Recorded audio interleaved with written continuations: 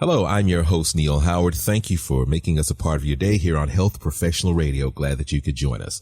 Going to have a conversation with returning guest, Dr. Indra Cidambi. She's medical director at the Center for Network Therapy. She's board certified in addiction medicine, and she's joining us on the program as a returning guest to talk about technology addiction. Welcome back to the program, Dr. Indra Cidambi. How have you been? Doing good, Neil. Thank you very much for giving me an opportunity to come on air with you one more time.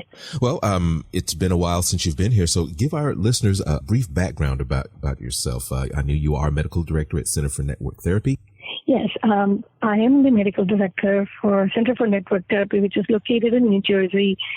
This is the first licensed ambulatory detox in the state of New Jersey. And I'm also glad to inform that this year I became the president for the American Society of Addiction Medicine, which is called as NJASAM. Mm-hmm. And, that position is something that I want for next couple of years. So I will be a president for the year of 2019 and 2020. And my work line is dealing with withdrawal symptoms of addiction and also the continuum of care, which will be the partial care and the intensive outpatient treatment. We're, of course, in the grips of what we're calling an opioid epidemic and an addiction to opioids that's just skyrocketed over the last 10 years or so. Addiction is a prevalent problem in our society. Can anyone be addicted to anything? Are we all addictive personalities, or is it certain people? Certain people. So it is similar to any other chronic illness. We all know that addiction is a brain disease, such as any other chronic illnesses. When we talk about diabetes or high blood pressure, not everybody becomes diabetic, but if you have a predisposition and if the person is not taking any step to really postpone the occurrence of this illness, they will become diabetic much earlier at age than trying to postpone it. And the same formula applies to addiction because it's a chronic disease. I'll venture out and say all of us pretty much have a cell phone, a computer, a laptop, a tablet, something that is maybe connected online. Maybe it's not necessarily connected online, but it is still an electronic device. It's still a part of technology. How many Americans would you say just can't put the telephone down? They can't walk away from their computer screen for more than a few minutes a day. How many Americans would you say are dealing with that? That's a beautiful observation. Average adult in the United States spends more than 11 hours a day in the digital world. Having said that, you can imagine how much time in a day we are spending just in the digital world. That kind of takes away the human aspect of us because, people who spend majority of their wake-up time either on internet or texting on their cell phone, they lose the ability to make interpersonal connection. And, there's a real problem of getting people to work in the front desk. That's a challenge these days because people don't want to pick up the phone and talk. They'd rather text. Why is it so prevalent as opposed to television addiction? I mean, a lot of us grew up with television, but we were still able to, break away from TV and go do things, have interpersonal relationships. What is it about today's technology that has such a grip on us? And this is because we have all these applications, the smartphones, which has exploded bandwidth. And the speeds have increased. And you can connect with other people through this technological, growth right now. And also, work these days, the expectation that with the professionals is that the professionals are available 24/7 to answer the email and also be able to text and or do the work while they aren't even at it. So there's kind of a lot of pressure, and the technology is really taken over. Like addiction to drugs and alcohol and addiction to technology can be definitely identified based on the behaviors. Although we have physical withdrawal symptoms, that we do have the addiction to technology. What are some of the symptoms? If you have to have your cell phone for your job and you don't think that you're addicted, what are some of the signs that say that you or a loved one may have a problem with technology addiction? Yeah, in order to answer that, Neil, I would like to point out something. Like, we do have use disorder and a non-substance use disorder, meaning gambling has been identified by DSM-5, the diagnostic manual. Mm-hmm. And they have said that gambling isn't, but then they have not pinpointed that internet or the technology addiction is still an addiction, but it's all in the works. We have all these non-substance use disorders classified under impulse control disorder, meaning it's an impulsive action as of now. And if you really see people with gambling and the drug or alcohol addiction, they go through the similar addictive path. And so does the technology addiction. So all we need is the DSM-5 in the future to put the name under addiction. But then right now, we don't have the classification. Having said that, there are a few symptoms that I can highlight here. Mm-hmm. A person who is addicted to this technology will be like preoccupied with online access devices such as smartphones, tablets, or computer. And also they will have a presence of anxiety, irritability, or restlessness. They might even have mood swings or become sad when their online access devices are not available. And like say children, when the parents say, I'm going to punish you by not letting you use any of these online devices, then they get sad and, with the, all these withdrawal symptoms you can see, like anxiety, irritability, and stuff like that. And then also an increase in frequency in checking for updates, new messages, etc.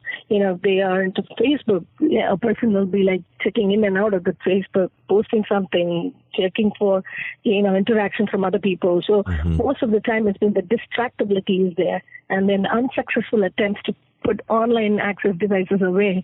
It's funny to even notice that people would say, I'm going to take a test, so I will be off from, social media for a while, and then they'll come back. Yes. And so it is quite a common thing. And you see also loss of interest in previously pleasurable activities such as hobbies, friends, and other social activities. They can forego that in order to be connected to online and activities. And also there is a continued excessive use of technology despite negative impact on relationships. So if you really look at that, it's funny when you see the cops telling you, put your phone down, concentrate on driving. And also people start texting while they drive. It's as crazy as it is.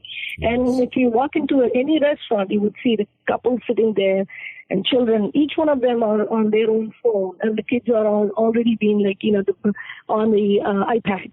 And in fact, restaurants are providing kids iPad in order to keep them keep them calm and quiet in there. I can remember when it was a crayon and a piece of paper to keep your kids occupied. Now it's an actual tablet. We were talking about having a job and have a phone for your job, but when it comes to children, I mean, there's not a child now who hasn't been exposed to technology. Is this something that when, say, the child that's 9 years old today, when he goes into the workforce, which is going to be technology driven, rather than a problem, could it turn into an advantage?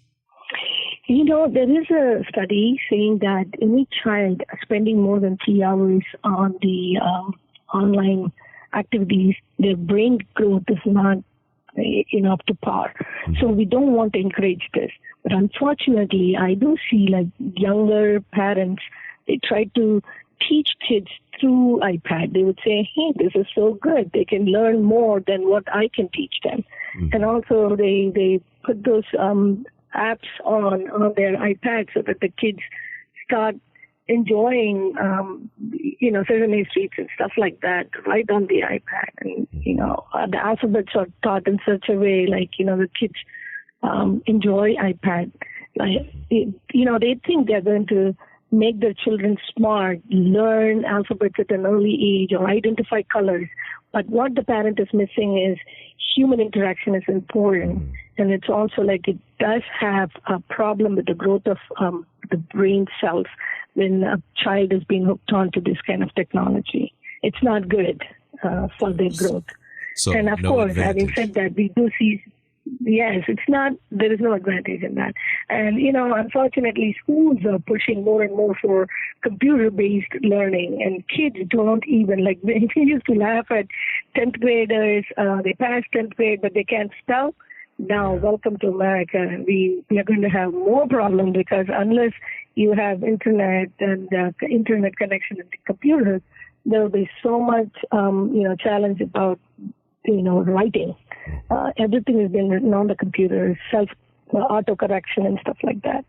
So it's really taking away human brain. Where can we get some more information about the Center for Network Therapy and get more information about this technology addiction so that we can address it if we find it impacting our family?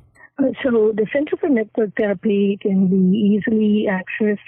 We have a website, recoverycnt.com, and also the number to reach will be 732-560-1080. And we have currently 2 centers, one in Middlesex and the other one is in West Orange, New Jersey. And we are in the process of opening the 3rd center, maybe soon in a month or 2. In Freehold, New Jersey. So we will be covering both all 3 areas of Jersey, Central Jersey, South Jersey, and North Jersey. So I'm happy to inform that.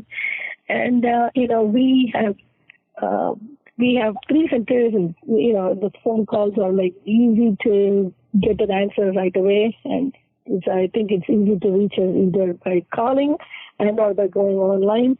To see, the articles that we have posted there, and we will have more information about technology addiction on our website. And also, people can go to SAMHSA, SAMSHA, and NIDA, NIDA. Those are the websites where we can get information about all kind of addiction and, of course, about the technology addiction, too. Well, I thank you, Dr. Cidambi, for joining us once again on Health Professional Radio. It's been very informative and a pleasure. It is. Same here. Thank you very much, Neil. You have a great day. You as well. You've been listening to Health Professional Radio. I'm your host, Neil Howard. Transcripts and audio of this program are available at hpr.fm and healthprofessionalradio.com.au. Thank you for listening to Health Professional Radio. We're very proud to be an independent broadcaster providing our content free of charge to you, the listener. One of the ways that we're able to remain free and independent is by having people like you become patrons. You can support Health Professional Radio simply by visiting hpr.fm and clicking the button that says Become a Patron. Your patronage of even just $1 a month lets us know that you're there, which in turn makes us more valuable to advertisers. And, of course, if you're able to afford more, then we would certainly appreciate the support. My name is Toby Longhurst from Health Professional Radio. Please visit hpr.fm, click the Become a Patron button, and support us if you can.